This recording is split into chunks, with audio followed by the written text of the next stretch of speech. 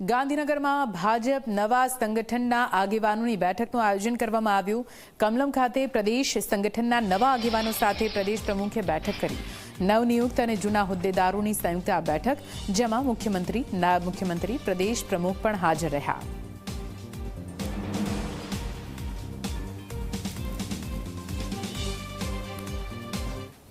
સ્વાભાવિક છે કે કોષાધ્યક્ષની ટીમમાં ફેરબદલ થયો છે। કાકુભાઈ કોષાધ્યક્ષ બન્યા છે। પરિંદુભાઈ, જે પ્રકારે લાંબા સમયથી પાર્ટી માટે તમે કામ કરતા હતા, કોષાધ્યક્ષની જવાબદારી સોંપવામાં આવી છે અને કેવી રીતે તમે જુઓ છો?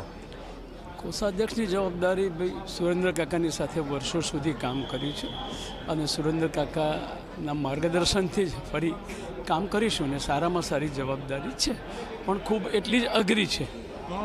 અઘરી છે, તમે નિભાવવામાં સક્ષમ પણ છો, ત્યારે તમારી પોતાની પ્રાયોરિટી શું હશે? કારણ કે કોષાધ્યક્ષ છે, સામાન્ય રીતે પડદા પાછળનો માણસ ગણી શકાય એ પ્રકારનો છે। અત્યાર સુધી મેં પાર્ટીમાં પડદા પાછળ જ કામ કર્યું છે અને આ જવાબદારી એ પડદા પાછળની છે, એમાં ઘણી મજા આવે છે। આભાર પરિંદુભાઈ, તમારામાંથી દૂર રહીએ અમે। પરિંદુભાઈનું સ્પષ્ટ માનવું છે કે કોષાધ્યક્ષની જવાબદારી પડદા પાછળની છે અને પડદા પાછળ રહીને જ તેઓ કામ કરતા રહેશે। કેમેરામેન રમેશ ટોડિયા સાથે હિતલ